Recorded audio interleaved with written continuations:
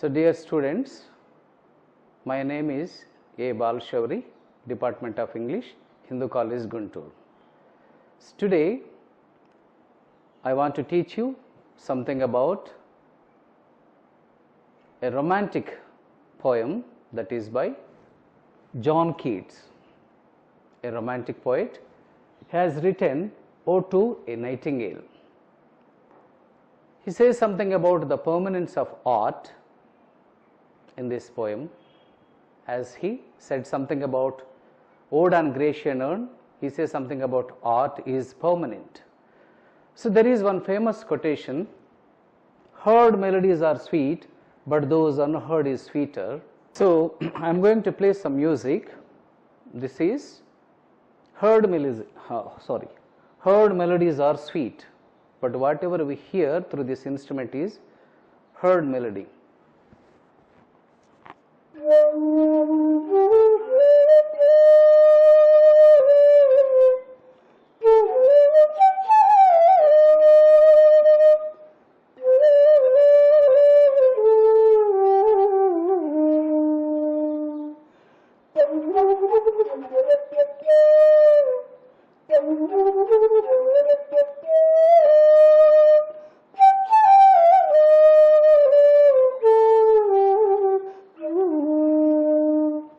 So, Keats says something about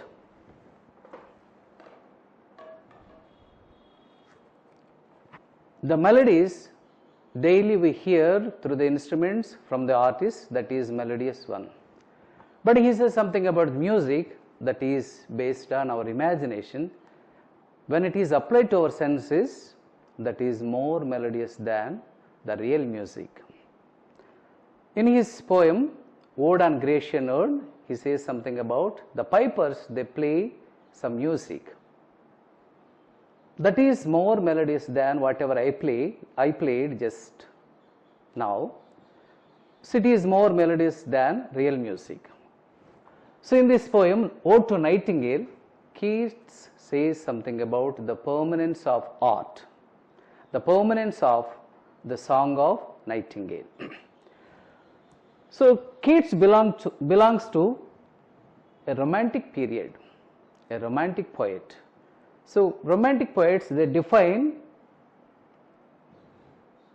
romanticism as an addition of strangeness to beauty.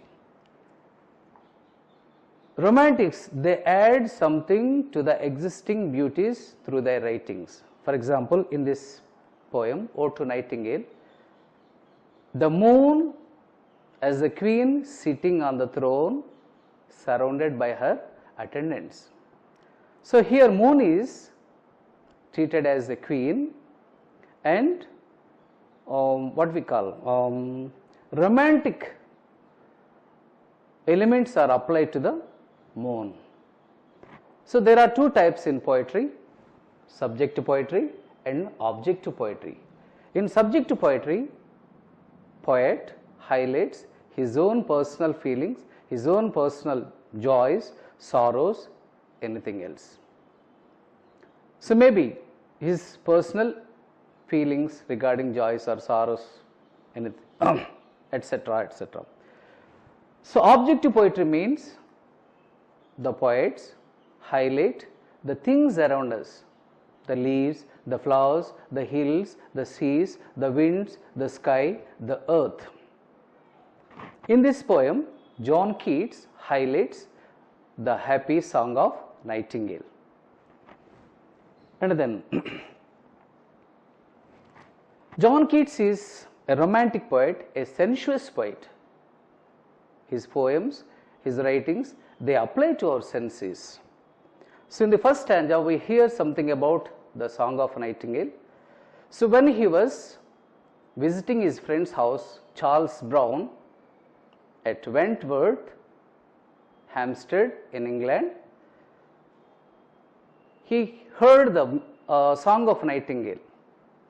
So, he took a chair, he sat under a plum tree, he wrote this poem in 1819 in spring season, most probably in 1819 in spring season. So, in the first stanza, Keats says something about the song of Nightingale. When this bird is singing a song, Keats gets sweet pain in his heart. My heart aches and drowsy numbness pains. So, we get drowsiness when we take some alcohol. We get drowsiness when we take some intoxicant. So, when Nightingale is singing a song that affects the body of John Keats, it gives somewhat some kind of intoxication. My heart aches. Here, who is my? John Keats. So, the poem partly subjective, partly objective. Here the poet says his own feelings, my heart aches and drowsy numbness pains. When he listens to the song of Nightingale, he gets sweet pain in his heart. A drowsiness means a sleepy feeling. Whenever he listens to the song of Nightingale, he gets pain in his heart, that is sweet pain, because of the excessive song of Nightingale. So, that is why Keats wants to partake in her happiness. My senses, the senses in our body, the senses to see, the senses to smell, the senses to hear, the senses to touch or to be touched. My senses, as though of hemlock I had drunk. Hemlock is a kind of plant from which the juice is made, poisonous or juice. So, when he takes such kind of juice, that gives him some intoxication, with which he wants to transport himself from this unhappy world to the happy world of Nightingale. My sense, as though of hemlock I had drunk, or emptied some dull opiate to the drains. So, if it is hemlock juice, he wants to take up to the last drop of that juice. 1 minute passed, the Lethe words had sung. So, Lethe words means a kind of river in Greek mythology that flows under this ground, from which the dead souls they drink water from this Lethe words to forget about their fast. So, by taking hemlock, Keats wants to forget about his personal what we call life, and he wants to transport himself from this unhappy world to the happy world of Nightingale. This it is not through envy of thy happy lot, but being too happy in their happiness. So, he envies the happy lot of Nightingale. A drowsiness overtakes him, as if he had drunk some poisonous juice. Being too happy in their happiness, that thou light winged dryad of trees. So, here the bird is compared to a tree nymph. She has wings that flies from one tree to the other tree. So, Nightingale is also just like a tree nymph, that is a damsel that lives on the trees, that dies on the trees, that bonds on the trees. So, it flies from one tree to the another tree. That thou light winged dryad of trees. Dryad means that is a tree nymph in Greek mythology. In some melodious plot of beechen green and shadows numberless, singest of summer in full-throated ease. So, there are some trees, they belong to beech group, beechen green, singest of full-throated is summer tree. Without any disturbance in its throat, the bird is singing with happiness. That is first stanza. In the second stanza, we find Keats longs for a draught of cool wine. So, when he takes wine, he gets some kind of intoxication. Oh, for a draught of vintage that hath been cool a long age in the deep delved earth. When winemakers, when they prepare wine, they used to keep the wine under the ground. If it is kept for so many years, that is treated as precious wine. So, Keats wants to take precious wine, with which he wants to disappear from this unhappy world of human beings to the happy world of Nightingale. Tasting of flora and the country beach in country green, dance, Provencal song and sunburned mirth. So here he says something about the wine that has been prepared in South France. He wants to drink that wine with which he wants to disappear from this world to the happy world of Nightingale. So Flora, Roman goddess, in her memory, that is, people celebrate festivals. When they go for such kind of festivals, they drink, they dance, they go for dancing. So in the same manner, Keats wants to drink such kind of wine and he wants to go to the happy world of Nightingale. Oh, for a baker full of the warm south, full of tree and blushful hippocrene, with bedded bubbles winking at the brim. So here he says something about Provencal song, that is provinces in South France. They take wine, they dance in the streets under the sun rays. Keats says something about the chalice, the beaker. When wine is poured into that beaker, the brims of the beaker or chalice, they are as red as the cheeks of a young girl. So it is inviting Keats or her lover to take that wine. For a baker full of the warm south, full of true and blushful hippocrene, with bedded bubbles winking at him. So when the wine is poured into a beaker, there are some bubbles. Bubbles are treated winking, or that is closing and opening the eyes of young girl. So bedded bubbles winking at the brim and purple stained mouth. So the brims of that chalice as red as the lips of young girl. So such kind of precious wine Keats wants to take. The chalice is treated like a young girl, as though I might drink and leave the world unseen. So without knowing, without seeing by human beings, he wants to disappear from this earth to the happy world of Nightingale. And with thee fade away into the forest dim. So he wants to partake the happiness of Nightingale. In the second stanza, we find such kind of Keats ideas. In third stanza, we find fade far away. Fade means disappear.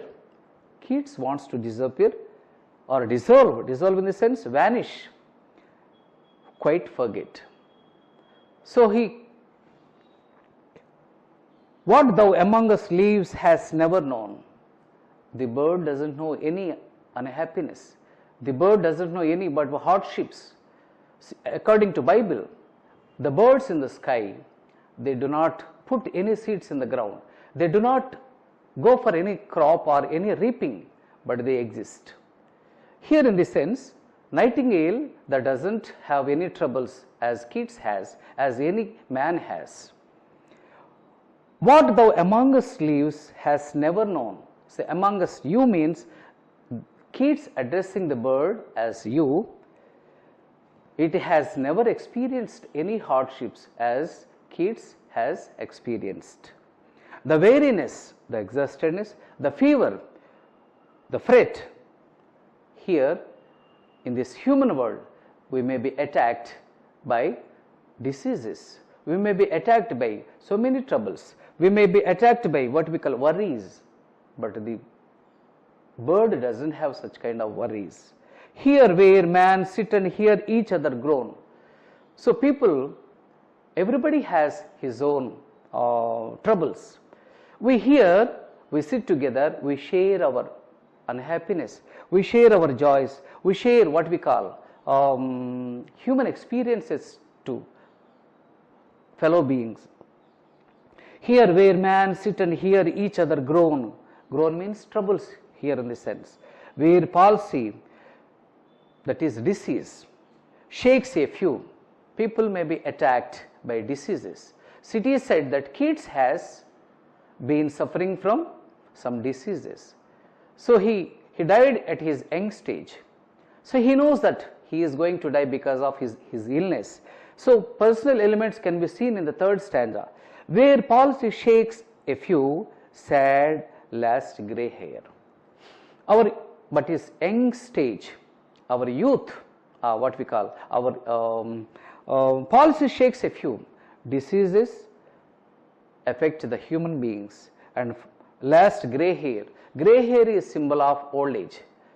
None can remain as a young man, but he has to taste his old age. So meanwhile, in that journey, they may be attacked by so many diseases, so many troubles, so many what we call fears, where youth grows pale and spectre and thin and dies. So youth means young people, they become old. Their what we call physical fitness definitely dwindled tomorrow. So whatever, a man of 20 years today become an old man tomorrow. The spectre and thin, so the body fitness becomes thin in the days to come. And spectre, thin and dies. Every man has to kick his bucket because of his old age. Where but to think is to be full of sorrow. In this human world, to think something about human life that is filled with unhappiness.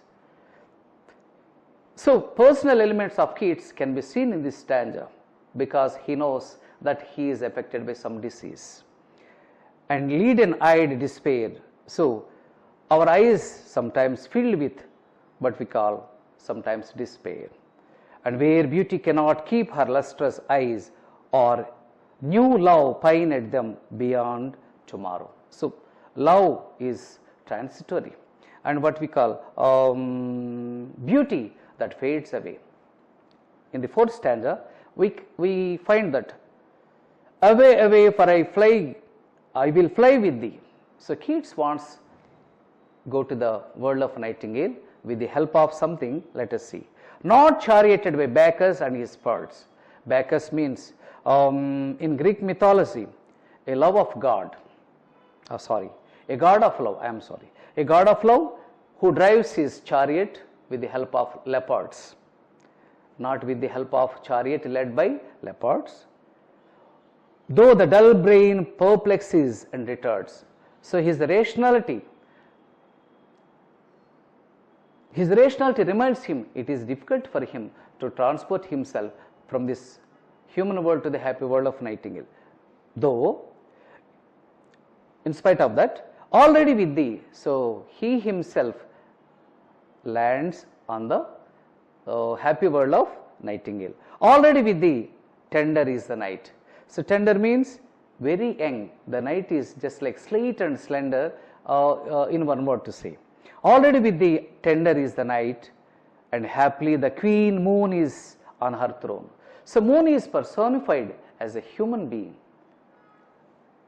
Moon is treated like a queen sitting on her throne, surrounded by her attendants. The stars are treated just like attendants.